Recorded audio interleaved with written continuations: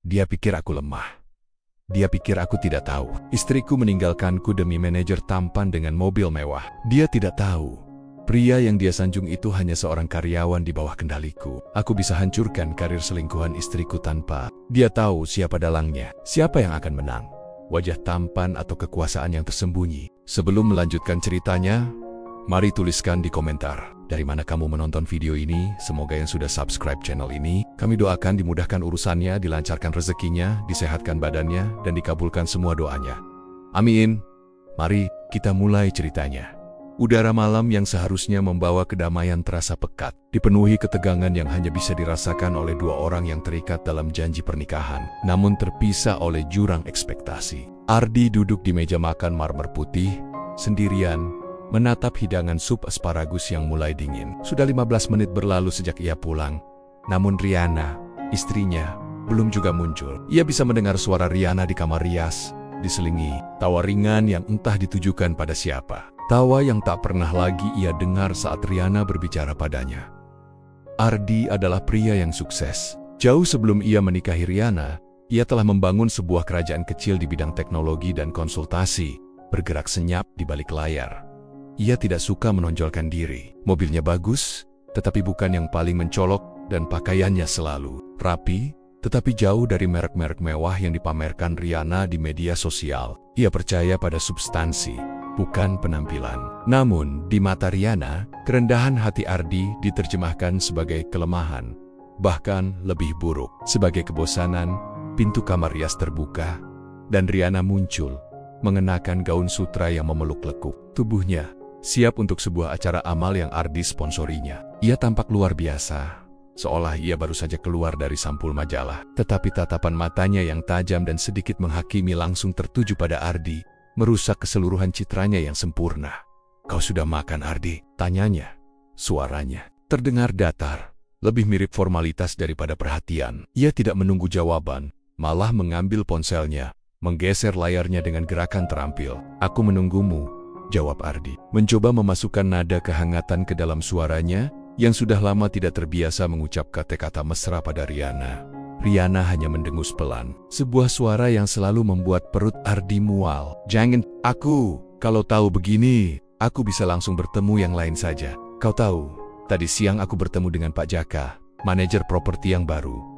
Dia benar-benar tahu bagaimana menghargai waktu, dan ya ampun, wajahnya Ardi, kulitnya seperti porselen, tidak ada kantung mata, dan ia selalu rapi. Kontras denganmu yang..." Riana meniada, menatap Ardi dari atas ke bawah, seolah melihat tumpukan pakaian kotor yang selalu terlihat lelah. "Padahal kau pemilik perusahaan, seharusnya kau bisa mempekerjakan stylist." Ardi menarik napas perlahan, menghitung sampai 10 di dalam hati. Ini bukan pertama kalinya. Setiap kali mereka berkumpul, Riana selalu menyisipkan perbandingan, kritik, atau keluhan tentang kurangnya keglamoran Ardi dulu. Ia menganggapnya sebagai lelucon. Cara Riana mengungkapkan kasih sayangnya yang unik. Sekarang, ia tahu itu adalah racun yang disuntikkan perlahan ke dalam urat nadinya. "Aku bukan model, Riana. Aku seorang pebisnis. Dan, ya, aku lelah. Karena aku baru saja menutup kesepakatan bernilai miliaran yang akan membayar semua kebutuhan kita. Termasuk gaun sutra yang kau kenakan itu," kata Ardi. Suaranya tenang, tetapi matanya memancarkan rasa sakit yang tidak ia sembunyikan. Riana tertawa, tawa yang dingin dan tipis. "Miliaran, kau selalu bicara miliaran, tapi lihatlah, mobilmu, rumah ini, semua ini terasa kuno. Kau tidak punya passion untuk tampilan. Kau harus melihat mobil sport baru Jaka, warna merah, menyala, sungguh berani. Berbeda dengan mobilmu yang hanya abu-abu gelap, aman, dan membosankan." Ia menekankan kata membosankan, seolah itu adalah kutukan terburuk di dunia.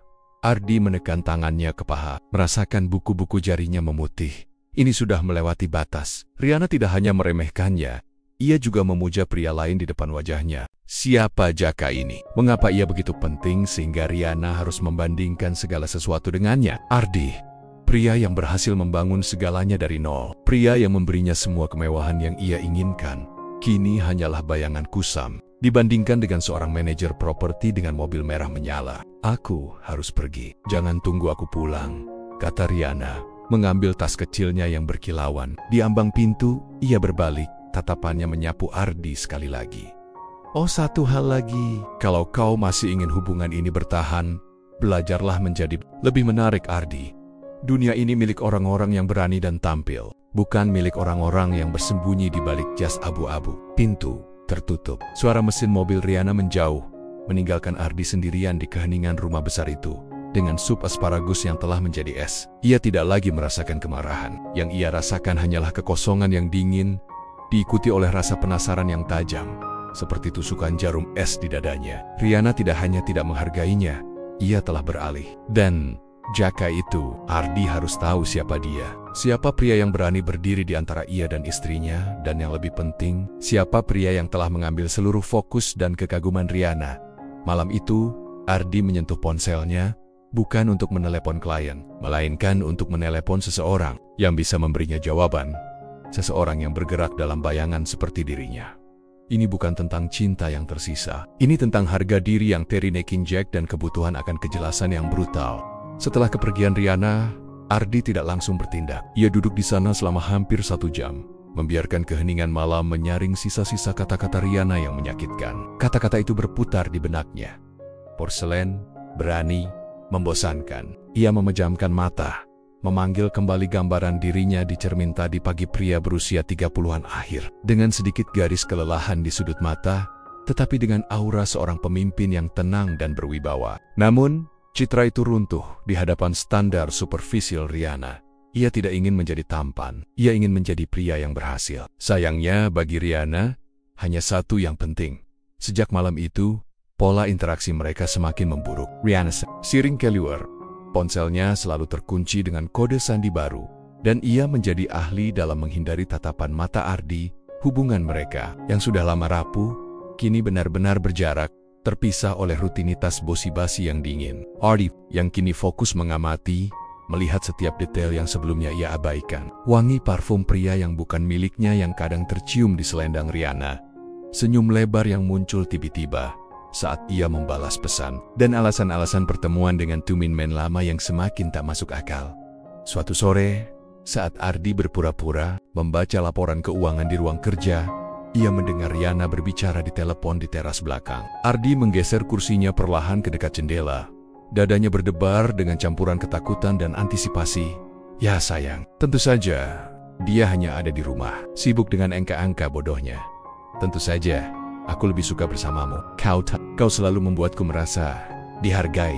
Dan kau tahu apa? Aku benci harus berpura-pura tertarik pada hal-hal serius dan membosankan. Aku hanya ingin hal-hal yang indah dan ringan. Ya, seperti kau. Sampai jumpa besok, tampan, bisik Riana. Ada nada manja dan genit yang sangat asing di telinga Ardi. Sebuah nada yang telah hilang dari Riana selama bertahan-tahan. Ia mengenalnya. Panggilan itu merobek selaput tipis yang menutupi kenyataan. Bukan lagi sekadar ketidakpuasan Riana pada dirinya. Ini adalah pengkhianatan yang nyata, pengkhianatan emosional dan fisik. Rasa sakit itu, yang awalnya seperti tusukan jarum, kini terasa seperti hantaman palu godam. Ardi menyadari, ia tidak lagi dicintai. Ia hanya dijadikan ATM berjalan oleh Riana. Sementara hatinya diserahkan kepada pria lain yang ia sebut tampan dan indah. Keesokan harinya, Ardi menelepon ajudan kepercayaannya, seorang mantan perwira intelijen yang kini menjalankan firma keamanan swasta. Ardi tidak memberikan detail, hanya sebuah permintaan yang singkat dan jelas. Aku butuh informasi lengkap tentang seseorang, termasuk latar belakang, pekerjaan, aset dan setiap pergerakannya. Selama 3 bulan terakhir, fokus pada pria yang baru-baru ini berinteraksi intens dengan istriku. Ia kemudian menyebutkan beberapa detail, nama yang sering Riana sebutkan, Jaka, profesinya sebagai manajer, dan mobil sport merahnya. Ardi meminta penyelidikan ini dilakukan dengan sangat rahasia, tanpa jejak digital, menggunakan koneksi lapangan. Ia tidak ingin Riana tahu. Ia tidak ingin Jaka tahu. Selama menunggu hasilnya, Ardi kembali pada rutinitasnya, tetapi dengan intensitas yang berbeda. Ia bekerja lebih keras, menghadiri lebih banyak pertemuan, dan mengambil keputusan-keputusan strategis yang besar. Keberhasilannya yang tenang adalah satu-satunya pelipur lara dan satu-satunya sumber validasinya. 3 hari kemudian, Ardi menerima sebuah amplop coklat tebal dari kurir pribadi di kantornya. Ia mengunci pintu ruangannya, menarik tirai, dan menyalakan lampu. Meja, jantungnya berdebar, Bukan karena takut tetapi karena antisipasi yang dingin. Di dalam amplop itu terdapat tumpukan foto dan sebuah berkas ringkasan. Foto-foto itu menyakitkan, tetapi juga memberikan kejelasan yang brutal. Riana dan Jaka berpegangan tangan, tertawa di sebuah kafe mewah. Riana menyandarkan kepalanya di bahu Jaka di mobil sport merah itu. Dan Jaka, pria itu, memang tampan rambutnya tertata sempurna, pakaiannya mahal dan stylish, senyumnya meyakinkan. Jaka adalah representasi dari semua yang Riana inginkan, dan semua yang Ardi tolak untuk menjadi. Ardi merasakan gelombang kepedihan, diikuti oleh rasa penghinaan yang luar biasa. Ia kemudian membaca berkas ringkasan Jaka Winata, usia 32 tahun, lulusan luar negeri, memegang posisi tinggi. Ardi membaca paragraf tentang pekerjaan Jaka. Jaka adalah manajer senior pemasaran regional di sebuah perusahaan konsultasi properti terkemuka. Ardi membaca nama perusahaannya, Prima Karya Solutions. Ardi terdiam. Ia menatap nama perusahaan itu, Prima Karya Solutions. Nama itu terdengar sangat akrab. Ia mengambil tabletnya, masuk ke jaringan internalnya yang aman, dan membuka laporan kepemilikan aset perusahaannya. Ardi adalah pemilik utama dari perusahaan holding besar yang memiliki puluhan anak perusahaan, bergerak dari teknologi, logistik, hingga properti. Ia menggulir daftar panjang itu. Perlahan-lahan, tepat di tengah daftar ia menemukan PT Prima Karya Solutions, kepemilikan saham 70%, via AZC Globalindo. Ardi adalah mayoritas pemilik PT Prima Karya Solutions. Jaka Winata, pria tampan dan kaya yang tidur dengan istrinya, dan yang Riana puja-puji karena kekayaan dan ketampanannya, seorang manajer senior di salah satu perusahaannya sendiri. Dunia Ardi seolah berhenti, bukan karena sakit hati, tetapi karena realisasi kekuasaan yang ia miliki, yang selama ini ia sembunyikan. Jaka tidak hanya bekerja untuk perusahaannya, ia bergantung pada Ardi untuk gaji dan statusnya. Pria yang diremehkan, si membosankan, yang duduk di meja makan sendirian, adalah dewa yang memegang kunci kehidupan profesional. Jaka senyum tipis, dingin dan berbahaya tersungging di bibir Ardi. Ia menutup berkas itu.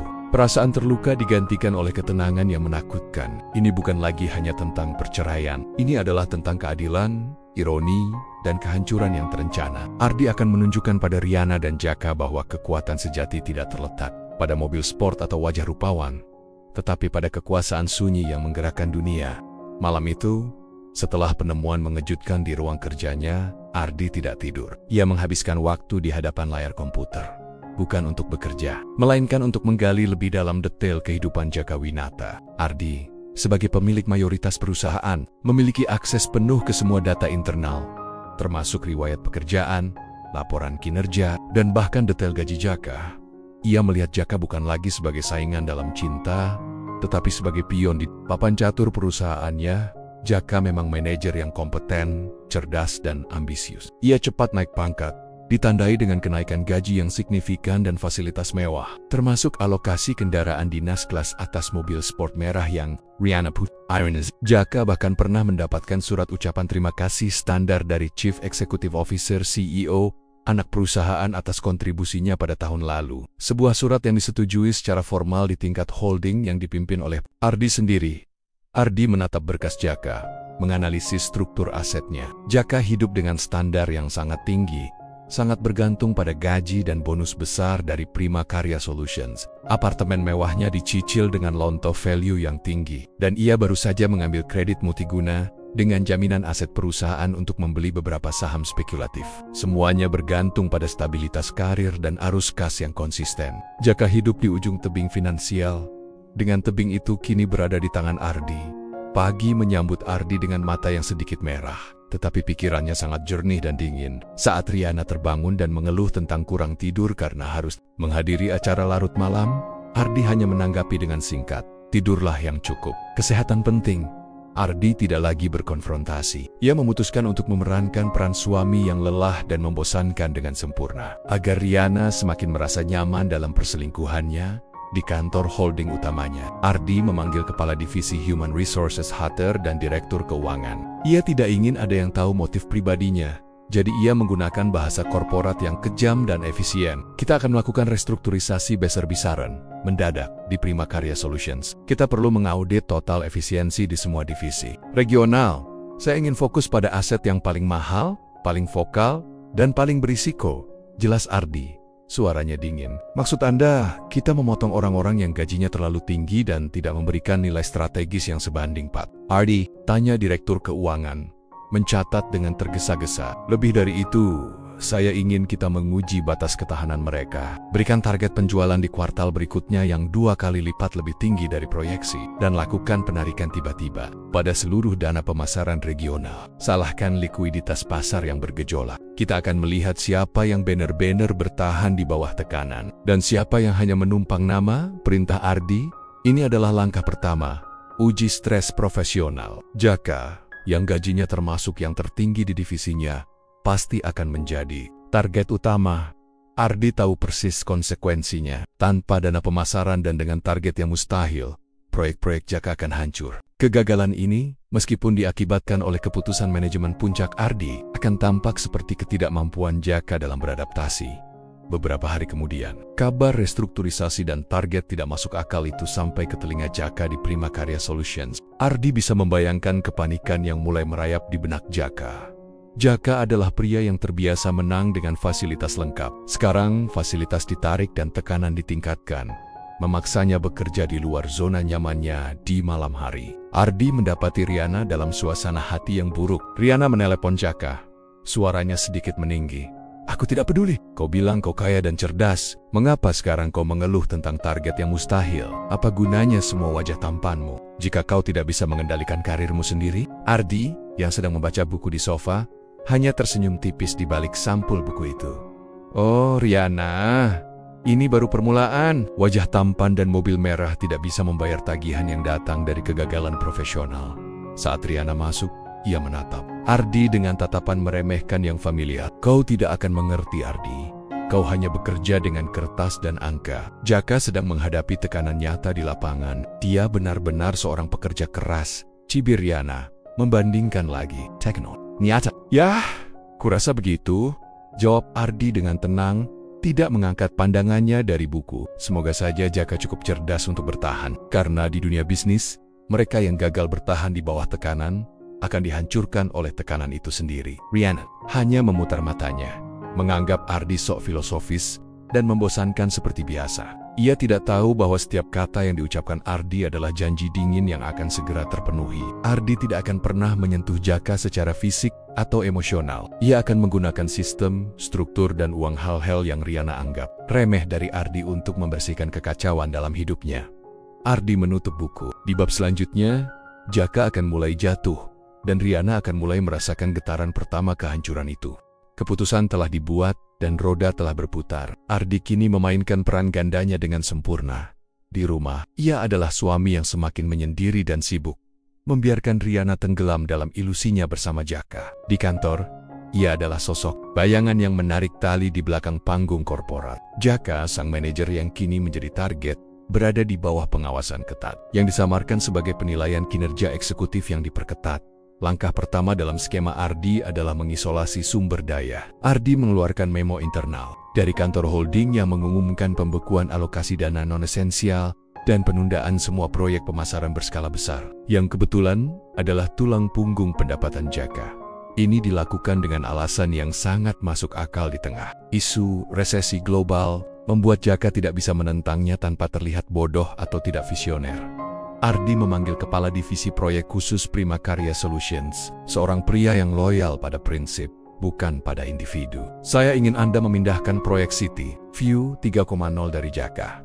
Berikan dia proyek yang lebih berisiko dan lebih lambat perputaran modalnya. Sebut saja revitalisasi aset lama. Proyek itu memiliki potensi kerugian yang tinggi, tetapi jika gagal, kita bisa menyalahkan Jaka karena tidak memiliki pandangan strategis yang cepat. Ardi menjelaskan dengan nada yang sangat profesional. Kepala proyek itu mengangguk. Itu akan terlihat seperti promosi tantangan, Pak Ardi, tapi risikonya besar. Tepat, jawab Ardi.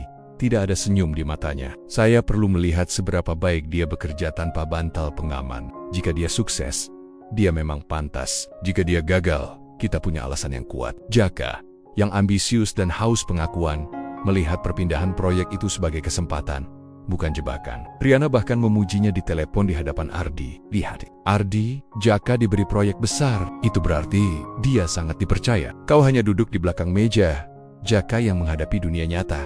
Ardi hanya mengangkat bahu. Semoga berhasil untuknya. Proyek lama biasanya memiliki masalah tersembunyi. Ia tidak terjebak dalam jebakan likuiditas. Ardi tahu persis masalah tersembunyi itu. Salah satu aset yang harus direvitalisasi Jaka adalah tanah sengketa yang hanya diketahui oleh beberapa petinggi lama, termasuk Ardi. Ardi memastikan catatan sengketa itu disembunyikan di arsip yang sulit dijangkau, sementara tekanan profesional pada Jaka meningkat. Ardi juga mulai mengorek kehidupan finansial pribadinya. Ia menemukan bahwa Jaka memiliki beberapa pinjaman yang terikat pada obligasi perusahaan. Ardi, melalui jaringan keuangannya, menekan bank-bank yang terafiliasi dengannya untuk menaikkan suku bunga pinjaman korporat secara selektif.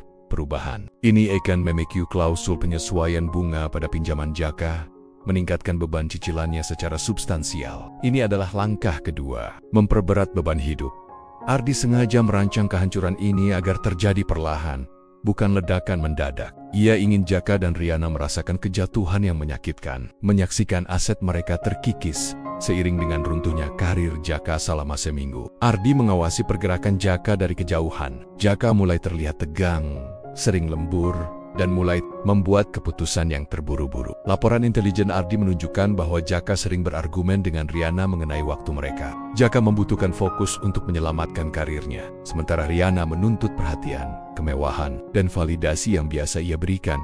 Puncaknya terjadi saat Riana sedang mengobrol dengan Ardi, entah untuk alasan apa. Mungkin hanya untuk mengisi keheningan yang canggung. Jaka bilang dia harus menjual mobil sport merahnya, kata Riana. Suaranya terdengar cemas, meskipun ia mencoba menyembunyikannya dengan nada biasa. Katanya ada masalah arus kas mendadak di proyeknya, dan ia perlu modal. Segar aku bilang padanya untuk jangan melakukannya. Mobil itu sangat cocok untuknya.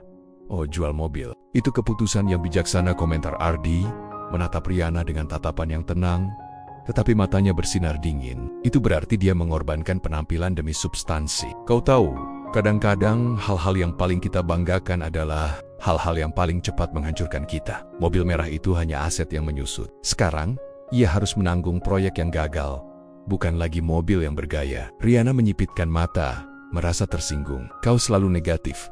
Ardi, kau senang melihat orang lain kesulitan. Jaka akan segera bangkit. Dia jauh lebih kuat dari kelihatannya. Ardi hanya tersenyum samar. Senyum yang tidak pernah mencapai matanya. Tentu Riana.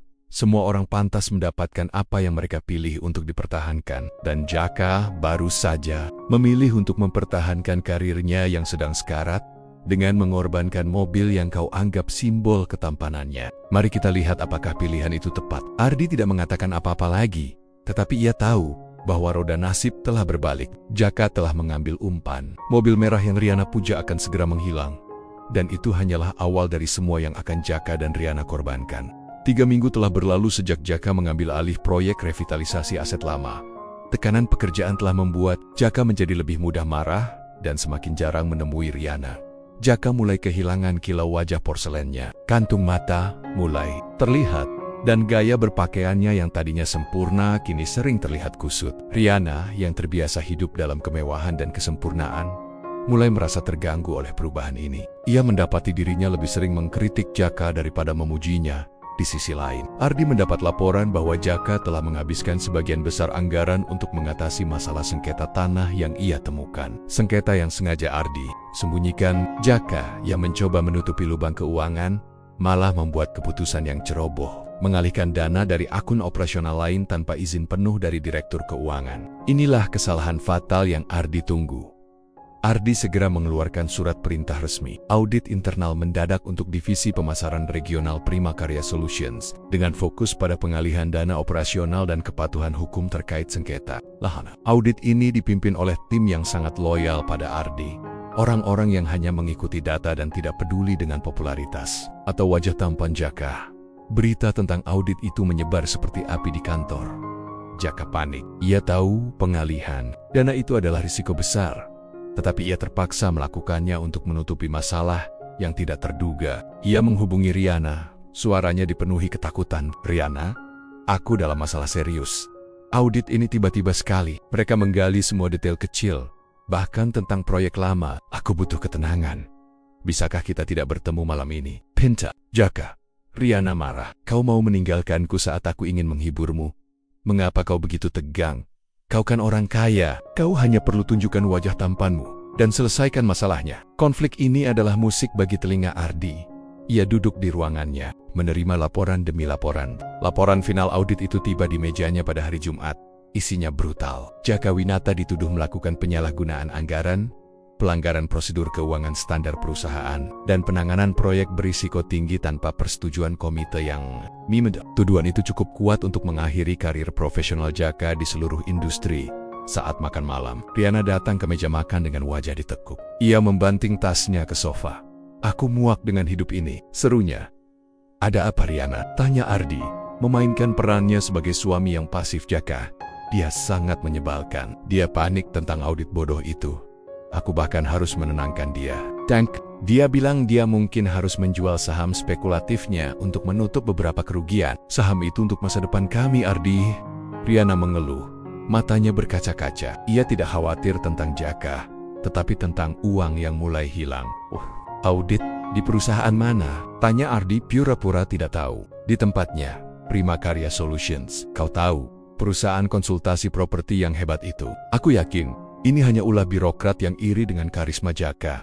Tukas Riana. Ardi menyendok nasi ke piringnya. Prima Karya, aku kenal dengan beberapa orang di sana. Aku dengar mereka sangat ketat dengan aturan. Jika Jaka melanggar prosedur keuangan, tidak peduli seberapa tampan dia, tidak ada yang bisa membantunya. Bisnis adalah tentang logika dan kepatuhan Riana, bukan tentang pesona. Riana menatap Ardi dengan tatapan membenci. Selalu saja kau meremehkan pesona.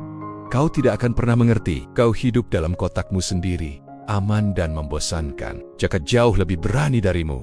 Benar, Jaka memang berani, ujar Ardi. Senyumnya menghilang, digantikan oleh ekspresi yang sangat dingin. Dia sangat berani hingga mengambil risiko dengan prosedur perusahaan yang akan menghancurkan karirnya. Keberanian dan kecerobohan adalah dua hal yang sangat berbeda. Riana, Jaka akan segera belajar itu. Hiauna Teh Jion terkejut dengan ketegasan Ardi yang tak biasa, tapi ia segera mengabaikannya. Di benaknya, Ardi hanyalah pria yang iri. Keesokan harinya, Ardi mengadakan pertemuan mendadak dengan CEO Prima Karya Solutions. Ardi, yang jarang sekali ikut campur dalam operasional, memberikan instruksi yang sangat jelas. Jaka harus dicopot dari jabatannya. Berikan dia pilihan, resign dengan alasan perbedaan filosofi dan kehilangan semua bonus, atau kami lanjutkan proses audit ini ke jalur hukum internal atas penyalahgunaan dana. Yang berarti reputasinya akan hancur total dan ia tidak akan pernah mendapatkan pekerjaan manajerial lagi di industri ini. Perintah Ardi. CEO itu mengangguk, terkejut dengan ketegasan pemilik perusahaan. Kami akan melakukannya, Pak Ardi. Ini masalah yang sensitif. Kami akan memastikan semua dilakukan dengan sangat rahasia. Ardi, ia telah merobek fondasi yang menopang kehidupan mewah Jaka. Dalam hitungan jam, Jaka akan menjadi pria tanpa jabatan, tanpa bonus, dan tanpa masa depan profesional yang cerah. Wajah tampan dan mobil merahnya telah menjadi debu di hadapan kekuasaan yang sunyi milik Ardi. Jaka tidak memiliki pilihan. Ia memilih untuk resign secara paksa, ditandai sebagai perbedaan filosofi manajerial untuk menghindari tuntutan hukum. Surat pengunduran dirinya diterima Ardi dengan senyum tipis. Jaka memang menyelamatkan namanya dari aib hukum, tetapi ia kehilangan segalanya. Gaji bulanannya yang fantastis, bonus tahunan yang sudah di depan mata, dan yang paling penting, reputasinya sebagai manajer rising star di industri di dunia bisnis yang kejam. Kabar tentang pengunduran diri mendadak seorang manajer senior selalu menimbulkan spekulasi. Ardi memastikan bahwa beberapa headhunter kunci yang bekerja untuk pesaing-pesaingnya menerima bisikan halus tentang ketidakjujuran Jaka dalam manajemen dana dan masalah integritas di proyek besar. Informasi ini cukup untuk memastikan Jaka menjadi racun di mata perusahaan lain. Karir profesional Jaka hancur lebur sebelum ia sempat mencari pekerjaan baru. Sementara itu, Riana mulai merasakan dampak langsung. Jaka, yang biasanya selalu siap mengajaknya makan malam mewah, kini selalu menolak dengan alasan stres dan mencari kerja. Jaka menjual mobil sport merahnya dengan harga yang jauh lebih murah karena desakan waktu. Ia harus melunasi sebagian cicilan apartemennya yang kini terasa mencekik tanpa gaji Prima Karya Solutions. Suatu malam, Riana pulang dari pertemuan dengan Jaka dengan wajah yang muram. Ardi sedang menonton berita, berpura-pura tidak memperhatikan. Aku harus menumpang taksi online, kata Riana. Suaranya dipenuhi kekesalan. Mobil Jaka sudah dijual, dan ia bahkan memintaku untuk menunda membeli tas baru yang aku inginkan. Bilang ia bangkrut, Ardi. Bangkrut, Ardi menoleh, mengangkat alisnya. Bangkrut? Manajer sehebat Jaka bangkrut hanya karena satu pekerjaan. Itu aneh. Mungkin ia tidak sekaya atau secerdas yang kau pikirkan, Riana. Kekayaan sejati tidak hilang hanya karena satu kali ganti pekerjaan. Mungkin ia hanya hidup kaya, bukan benar-benar kaya. Riana tidak bisa menerima kritik Ardi terhadap Jaka. Kau iri, kau senang melihatnya jatuh. Kau tahu apa? Dia bilang perusahaan lamanya, Prima Karya, sengaja melakukan audit kejam itu hanya untuk merusak karirnya. Itu semua konspirasi. Konspirasi! Ardi tertawa kecil. Tawa yang menusuk. Di dunia bisnis kami menyebutnya accountability. Jika Jaka benar-benar dianiaya, ia bisa menuntut perusahaan itu. Tapi mengapa ia resign dengan alasan perbedaan filosofi? Itu berarti dia tahu dia bersalah dan tidak punya kartu untuk melawan. Riana, tolonglah, berhentilah memuja wajah tampan dan mulailah melihat realitas finansial. Seorang manajer yang terampil tidak akan pernah membiarkan dirinya bergantung pada satu sumber pendapatan. Apalagi sampai menjual mobil hanya untuk menutupi kerugian kecil. Riana terdiam. Ia tidak bisa membantah. Ia telah melihat Jaka menjadi semakin putus asa, kehilangan ketenangannya, dan yang paling membuatnya jijik, kehilangan daya tariknya. Jaka yang sekarang bukan lagi Jaka yang tampan dan mapan yang ia kenal. Ardi melihat celah itu. Aku sarankan, Riana, pikirkan baik-baik. Jika Jaka yang kaya saja bisa jatuh begitu cepat, apa artinya itu bagimu? Apakah kau yakin pria yang kau puja-puji itu memiliki fondasi yang kau butuhkan? Atau apakah dia hanya buih di permukaan air yang kau anggap ombak? Riana tidak menjawab, tetapi matanya menampakkan keraguan dan ketakutan yang mendalam. Ia mulai mempertanyakan pilihannya. Ia mulai melihat Ardi, suaminya yang tenang dan membosankan, sebagai pria yang meskipun tidak tampan, setidaknya memiliki stabilitas yang tak tergoyahkan. Ironisnya, stabilitas yang ia anggap remeh itulah yang kini menjadi senjata Ardi. Malam itu, Ardi menerima satu laporan terakhir. Jaka gagal membayar cicilan pinjaman tepat waktu, dan bank telah mengeluarkan surat peringatan. Ardi, yang memiliki koneksi dengan dewan bank tersebut, tidak melakukan apapun untuk menghentikannya. Ia membiarkan prosesnya berjalan. Jaka akan segera kehilangan asetnya. Dan dengan itu, Riana akan kehilangan segalanya yang ia cari dalam diri. Jaka, permainan ini hampir selesai. Ardi hanya perlu menunggu waktu yang tepat untuk mengungkapkan kartu terakhirnya. Beberapa minggu setelah pengunduran diri Jaka, situasi antara Riana dan Ardi mencapai titik beku yang menyakitkan. Riana semakin menjauh, menghabiskan waktunya untuk membantu Jaka mencari pekerjaan. Sebuah upaya yang sia-sia karena bisikan Ardi telah efektif merusak reputasi Jaka di mana-mana. Jaka, yang frustrasi, menjadi sinis dan kasar. Sifat tampannya kini tertutup oleh lapisan kepahitan. Riana menelepon Ardi dari luar kota. Suaranya sangat tertekan. Aku harus tinggal di tempat Jaka. Kami perlu menyusun strategi. Apartemennya sangat kecil, Ardi. Tidak ada pemandangan kota, dan AC-nya sering bermasalah. Keluhnya, seolah Ardi adalah agen real estate pribadinya. Ardi, yang kini duduk sendiri di ruang tamu rumah mewahnya, merasakan kepuasan yang dingin. Kau harus belajar hidup sederhana, Riana. Kau selalu meremehkan pria yang sederhana. Sekarang, kau harus hidup dengan pria yang sederhana secara finansial. Ini bukan sederhana, ini kemiskinan. Dan ini salahnya, aku memilihnya karena dia kaya. Dia janji bisa memberiku segalanya. Riana hampir berteriak, menunjukkan warna aslinya. Oh, jadi ini tentang janji dan uang, bukan cinta? Tanya Ardi. Nadanya tenang, menusuk. Itu membuat pengorbananku selama ini terdengar sangat murah. Riana terdiam sesaat. Aku akan pulang, Ardi. Aku akan mencoba membantumu menjadi lebih menarik lagi. Lupakan Jaka. Dia sudah tidak penting lagi. Ardi tertawa, tawa hampa yang tak pernah ia tunjukkan sebelumnya. Menarik? Kau pikir aku ini barang yang bisa kau kembalikan setelah kau merasa tidak puas dengan barang barumu? Tidak, Riana. Kau tidak bisa kembali dan berpura-pura tidak ada yang terjadi. Semua sudah berakhir. Fondasinya sudah runtuh. Saat itulah berita terburuk datang untuk Jaka. Karena gagal membayar cicilan dan obligasi korporat yang telah jatuh tempo, apartemen Jaka disita oleh bank. Semua asetnya yang dijaminkan, termasuk sisa saham yang ia pegang, dilikuidasi. Jaka benar-benar kehilangan segalanya, secara legal dan bersih. Ia menjadi pria yang benar-benar miskin dan tanpa harapan karir. Riana pulang ke rumah malam itu. Matanya merah karena menangis, bukan karena sedih, tetapi karena marah dan takut akan masa depannya. Ia menjumpai Ardi di kamar kerja, menatapnya dengan tatapan memohon yang menjijikan. "Ardi, tolong aku." Jaka kehilangan apartemennya. Dia hancur. Bisakah kau, sebagai pemilik perusahaan besar, menelepon salah satu temanmu dan memberinya pekerjaan? Riana bertanya, tangannya meraih lengan Ardi, sentuhan yang sudah lama hilang. Ardi melepaskan tangannya perlahan. Ia berdiri, tatapannya kini setara dengan Riana, tidak lagi merunduk. "Aku bisa, tentu saja, aku bisa memberinya pekerjaan. Atau aku bisa mengembalikan pekerjaannya di Prima Karya. Bahkan, aku bisa membatalkan semua audit itu seolah tidak pernah terjadi," kata Ardi. Riana tersentak. "Kau bisa. Mengapa kau tidak melakukannya?" "Karena aku yang memulainya," jawab Ardi. Suaranya terdengar datar, tetapi setiap kata mengandung beban ribuan ton. Riana menatapnya, bingung. "Maksudmu?" Ardi berjalan menuju brankas, membukanya, dan mengeluarkan berkas amplop coklat yang sama. Ia melemparkannya ke meja di depan Riana. Foto-foto Jaka dan Riana berserakan. "Riana, aku tahu segalanya. Aku tahu kau berselingkuh. Aku tahu kau meremehkanku dan memuja pria yang tampan dan kaya itu."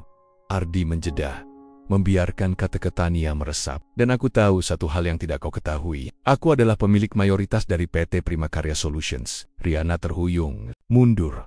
Wajahnya pucat pasih, seolah baru saja disiram air es. Ia melihat berkas itu, foto-foto itu, dan kemudian menatap Ardi, suami yang ia anggap bodoh dan membosankan Jaka. "Jaka adalah manajer di perusahaanku. Semua audit, semua pembekuan dana, semua kegagalan proyek yang kau sebut konspirasi, semua adalah rencanaku. Aku menarik investasi, aku menyembunyikan masalah tanah sengketa. Aku yang memberikan pilihan padanya untuk resign agar ia tidak dihukum secara hukum. Meskipun ia tetap harus menderita secara finansial."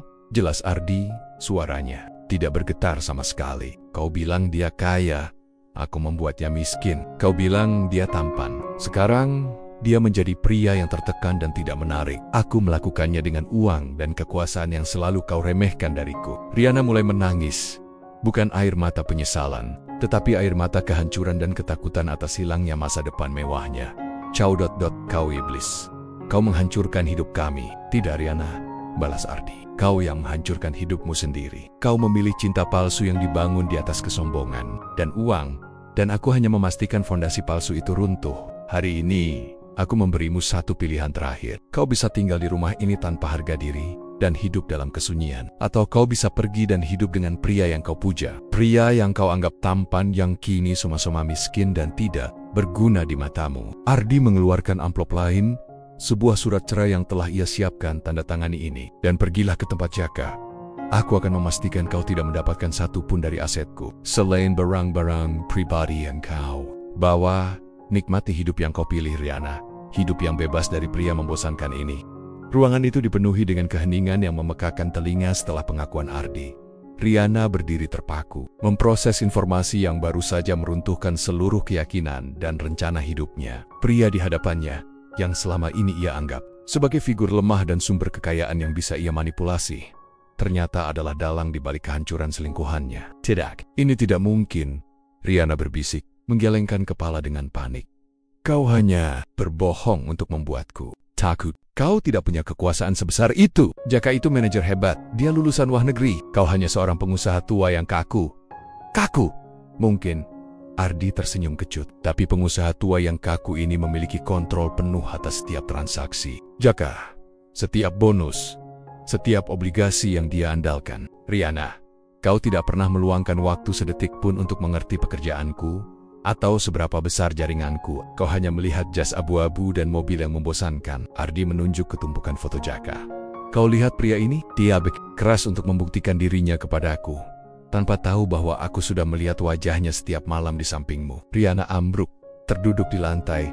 Isaknya kini benar-benar putus asa. Itu adalah tangisan kesedihan atas hilangnya kekayaan, bukan hilangnya cinta Ardi. "Aku hanya ingin dihargai." "Kau tidak pernah memujiku, Ardi. Kau tidak pernah membuatku merasa seperti ratu." "Jaka, dia tahu bagaimana berbicara dengan wanita." "Jaka tahu cara bicara yang kau inginkan, Riana, karena dia melihatmu sebagai trofi yang bisa ia pamerkan di samping mobil merahnya. Dan aku memberimu fondasi.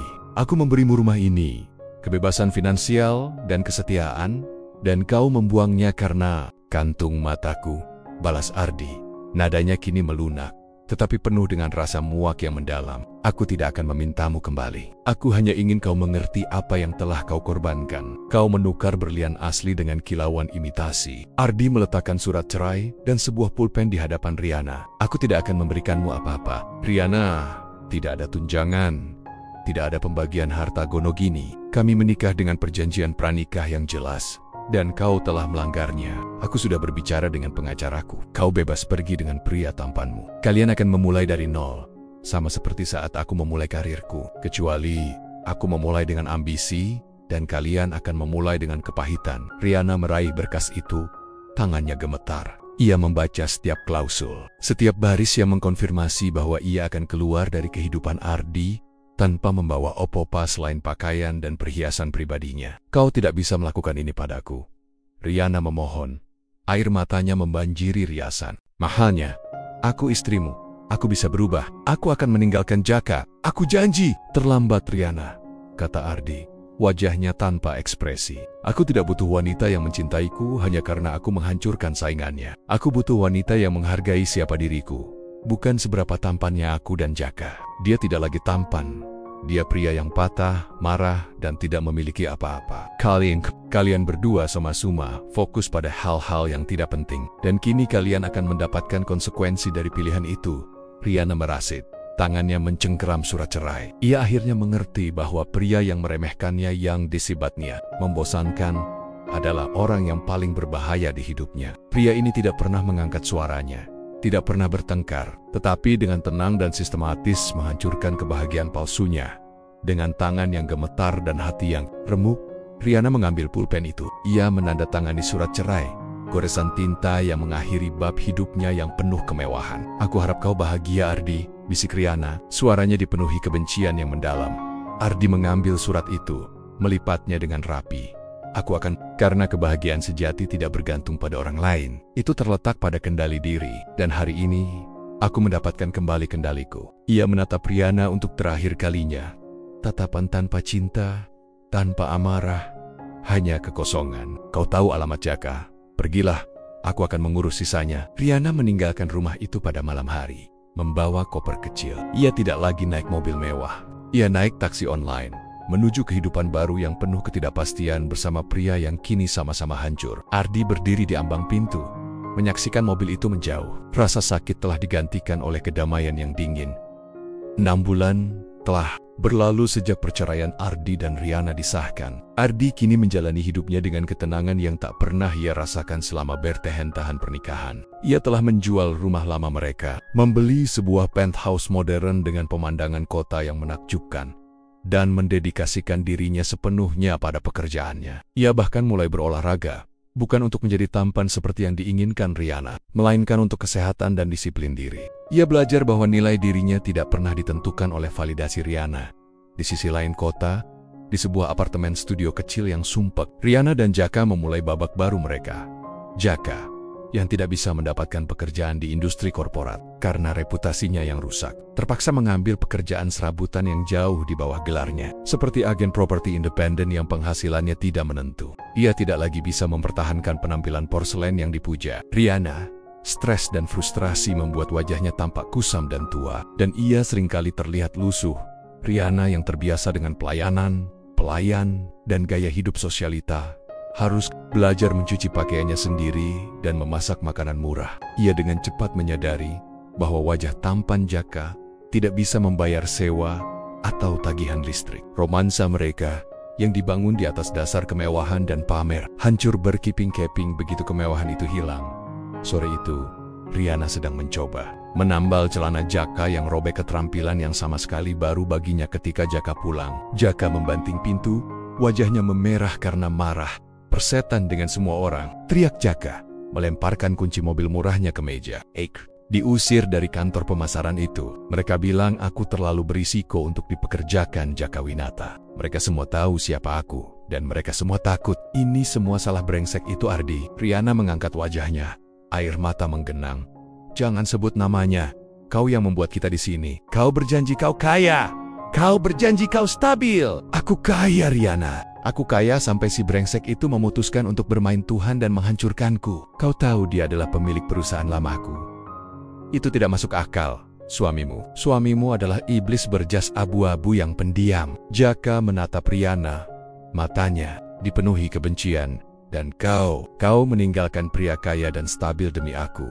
Hanya karena aku bisa membelikanmu tas mahal dan memberimu pujian murahan. Sekarang, lihat kita, kau tidak lagi cantik dan aku tidak lagi tampan. Kata-kata Jaka menghantam Riana lebih keras daripada tamparan. Riana melihat Jaka di hadapannya. Pria yang dulu ia puja, kini dengan bau keringat, kaus yang kotor, dan tatapan mata yang dipenuhi kebencian, Jaka tidak lagi tampan di mata Riana. Ia hanyalah seorang pria biasa yang hancur, menua dengan cepat karena kepahitan. Riana menyadari kebodohannya. Ia telah membandingkan ketenangan abadi sebuah kapal induk Ardi dengan kecepatan sesaat sebuah speedboat Jaka. Dan ia memilih speedboat itu untuk berlayar di tengah badai. Ia kehilangan segalanya karena penilaiannya yang dangkal. Aku membencimu, bisik Riana kepada Jaka. Suaranya nyaris tak terdengar. Aku juga membencimu, Riana, balas Jaka, matanya kosong. Mereka terikat, bukan oleh cinta, tetapi oleh nasib yang sama-sama miskin. Hasil dari kesombongan dan pengkhianatan, mereka menjadi cerminan pahit satu sama lain. Beberapa waktu kemudian, Ardi membaca berita di majalah bisnis. Jaka Winata dikabarkan menjual CCCA setnya dan pindah keluar kota untuk memulai hidup baru. Riana tidak disebutkan, tetapi Ardi tahu, Riana akan mengikuti kemanapun Jaka pergi, terikat pada pria yang dipilihnya, pria yang menjadi miskin dan hancur bersamanya. Ardi meletakkan majalah itu. Ia tidak merasakan kemenangan yang manis, hanya rasa puas yang tenang. Balas dendamnya telah selesai, tidak dengan kekerasan, tetapi dengan logika bisnis yang dingin. Ia telah membuktikan bahwa kekuatan sejati tidak terletak pada tampilan luar, tetapi pada kendali atas struktur dan sistem. Ia bangkit dari kursinya, berjalan ke jendela penthouse Naya yang memancarkan cahaya kota. Ia tidak lagi lelah. Ia bebas. Ia telah membebaskan dirinya dari racun peremehan, dan sebagai hasilnya, ia menemukan kembali harga dirinya. Ia bukan lagi suami Riana yang membosankan. Ia adalah Ardi, pria yang membangun kerajaannya sendiri. Dan yang paling penting, ia adalah pria yang menghargai dirinya sendiri tanpa perlu izin atau pujian dari siapapun.